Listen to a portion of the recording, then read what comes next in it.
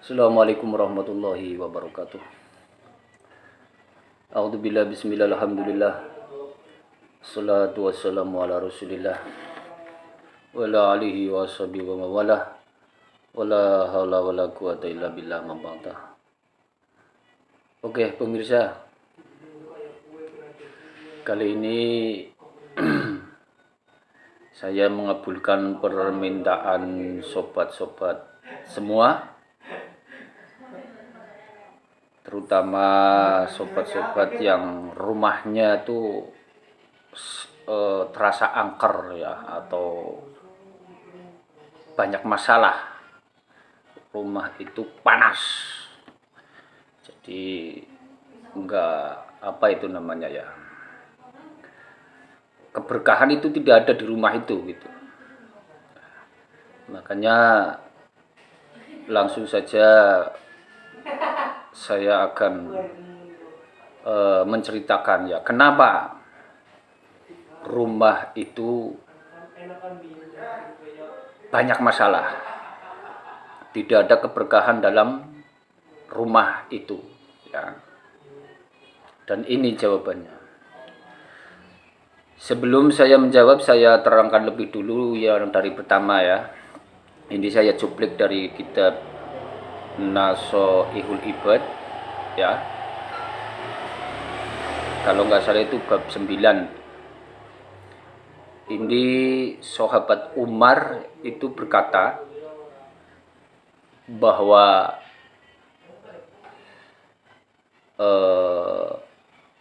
iblis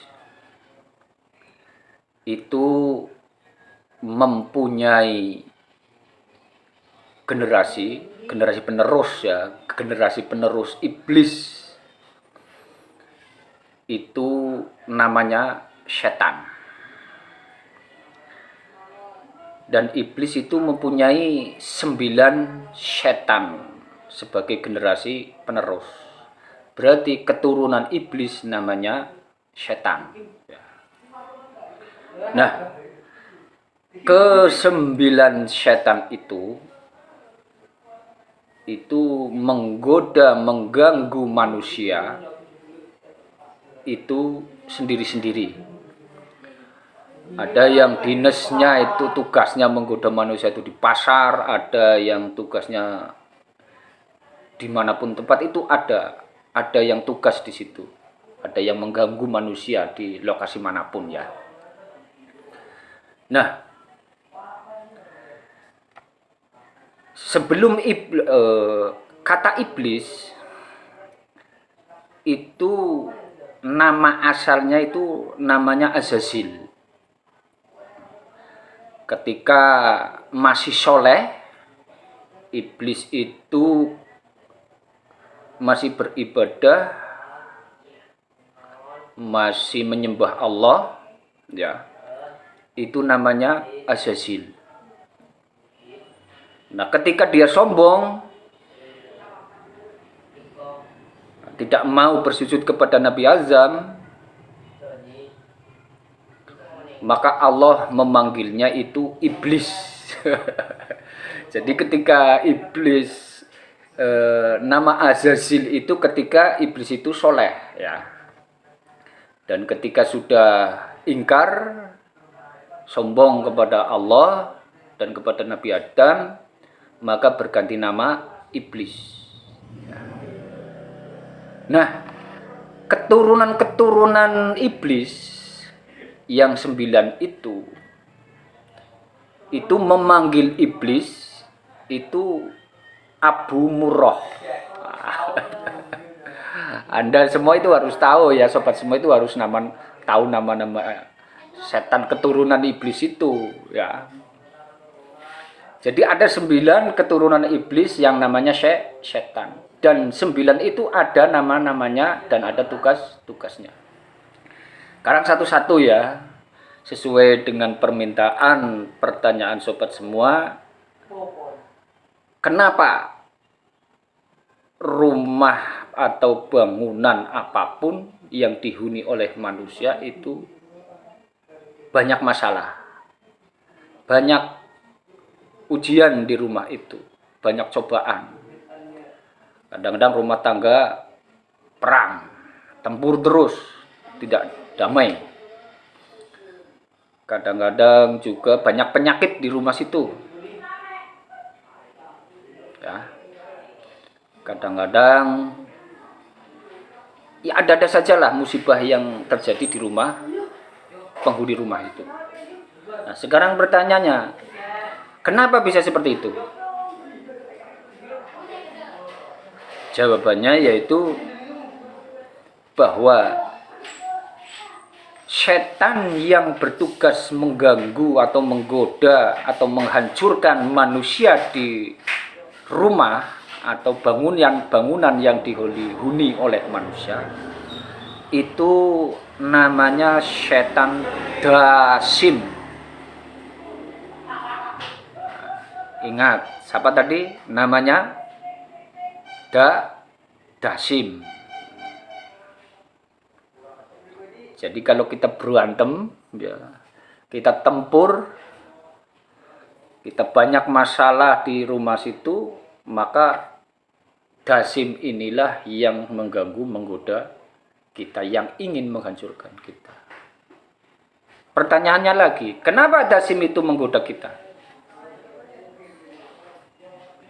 Karena memang dia sudah tugasnya mengganggu, menggoda manusia untuk jadi teman nanti di sana, di akhirat ya.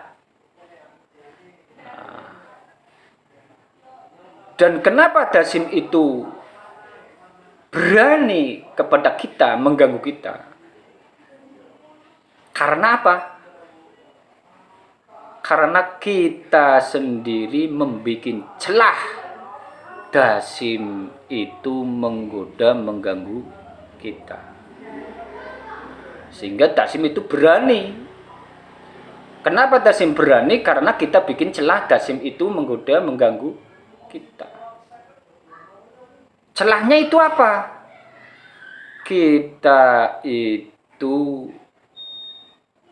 tidak pernah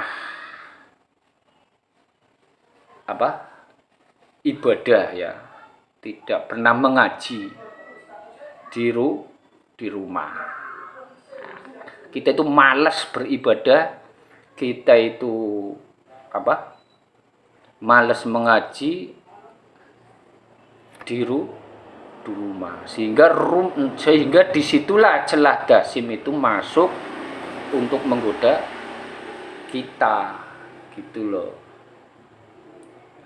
Jadi solusinya agar dasim tidak mengganggu kita, tidak menghancurkan rumah tangga kita, tidak menghancurkan generasi kita, maka solusinya yaitu kita menutup celah itu. Kita menutup celah itu agar dasim itu tidak berani lagi mengganggu, menggoda kita, yaitu dengan banyak beribadah di rumah itu. Rumah itu banyak untuk mengaji ya, mengaji Al-Quran ya. Jadi nanti dasim nggak berani itu. Akhirnya celah itu tertutup sehingga rumah menjadi aman, berkah, dan bercahaya terang. Keberkahan akan turun. Ingat, orang bijak mengatakan bahwa ketika kita dekat dengan Allah, ya, maka kita jauh dengan setan. Dekatnya dengan apa? Kita dekat dengan Allah dengan apa? Yaitu dengan memperbanyak ibadah atau mengaji, ya, yang bermanfaat, gitu loh. Dan semakin kita jauh dengan Allah, maka kita akan dekat dengan setan. Begitu ya. Jadi kita tinggal pilih saja lah. Kita tinggal pilih saja. Hidup ini pilihan. Kamu mau pilih yang mana? Kalau kita mau pilih yang berantakan, rumah tangga berantakan, rumah penuh dengan masalah, maka nggak usahlah rumah itu untuk mengaji. Nggak usah rumah itu untuk beribadah. Biar hancur saja, kan gitu.